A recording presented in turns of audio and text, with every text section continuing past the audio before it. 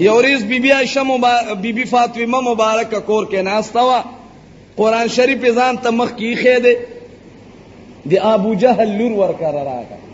د چا لور راغه؟ بی بی فاطمه مبارکه ته درخواست کوي، اے بی بی فاطمه ټول عمر دی د الله د قرآن شریف په تلاوت کې تیر کولو، رازه منکر نن خوشحالی را جوړه شوې ده، ملمنې را کره د لرې لرې ځای نه راغلي دي، هغه ملمنې به وویني نو زړه به دې خوشحال شي. بی بی فاطمه مبارکه ورته فرمایي ځئ تاسې لاړې شئ، زه مې د بابا جان نه تپوس کومه، زه مې د محمد رسول الله نه تپوس کومه. د ابو جهل لور چې کله د کور نه ووتله،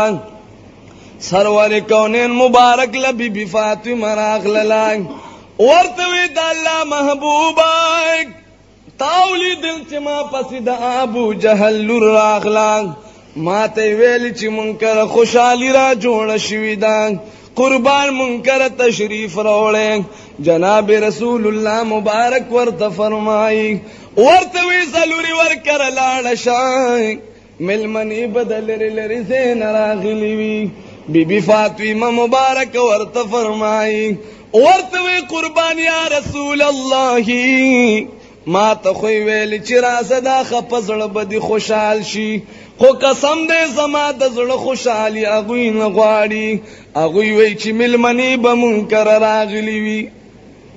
ملمنو به کالي اچولي وي، ملمنو به جوړې اچولي وي، ملمنو به پیزارونه اچولي وي، دا به د ملمنو کالو ته ګوري، دا به د ملمنو جامو ته ګوري، دا به د ملمنو پیزار ته ګوري. نو بی بی فاطمه به په دې باندې غمجنه شي. محمد رسول الله می ورته فرمایي، ورته وی لورې خفه کېږم،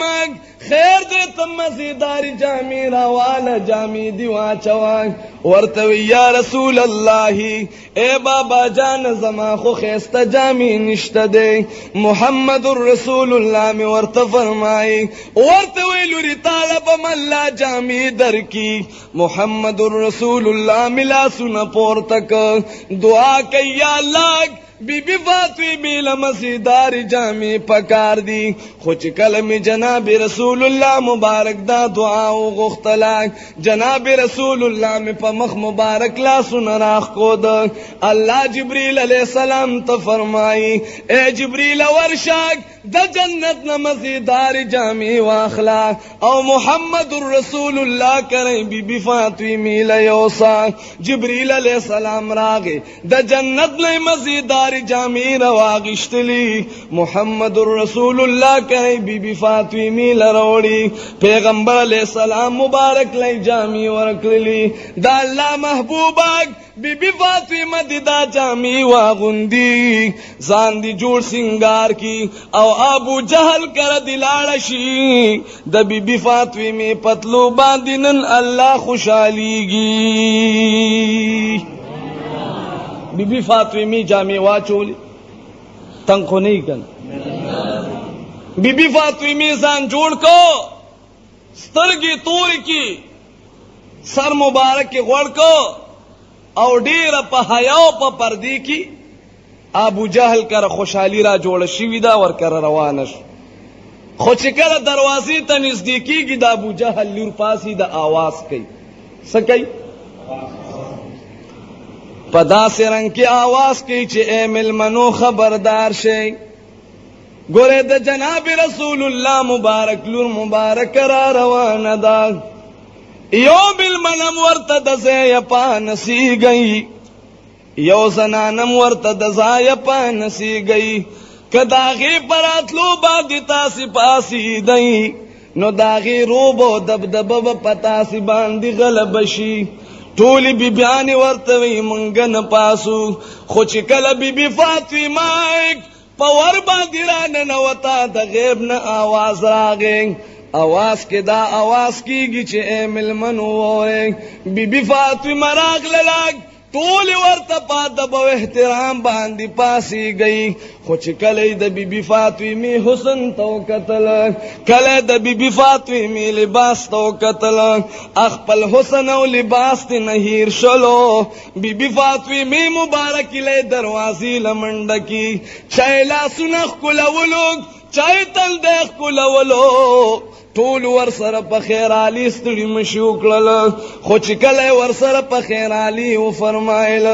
بیا ورته وای بیبي قسم دې تا خدا سي جامې چولې دي تا خدا سي لباس چولې دي چې دا لباس خو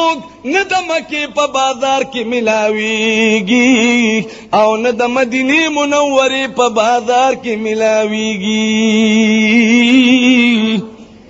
ملاو بشي چرته جنتی لباس یو زیکم نہ ملاوی بی بی ورتوی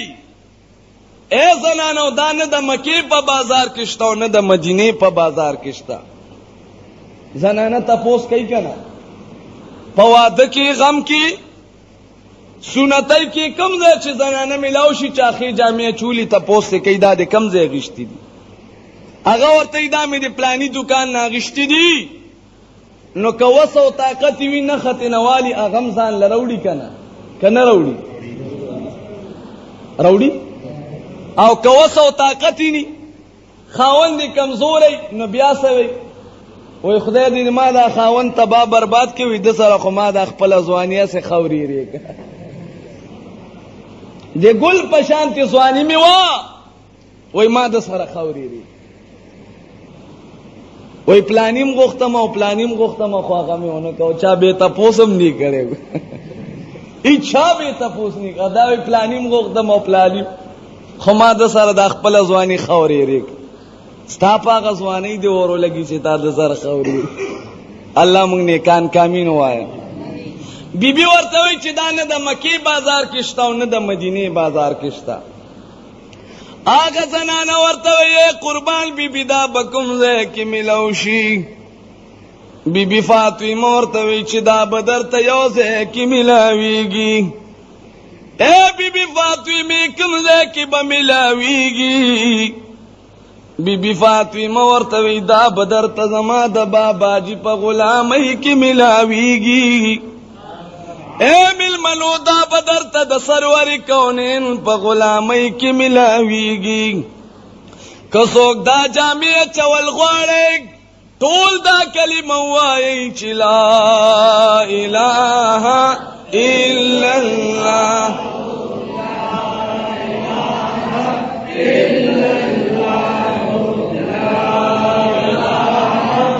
الا اللہ محمد رسول اللہ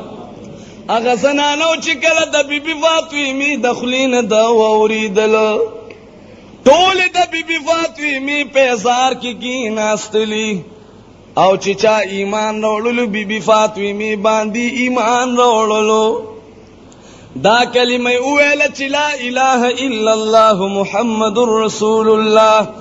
یو شاعر فرمائیگ وی دا سی دیر سر تیری خلق مالی دلی چی بوسر سر نٹی اسمان تا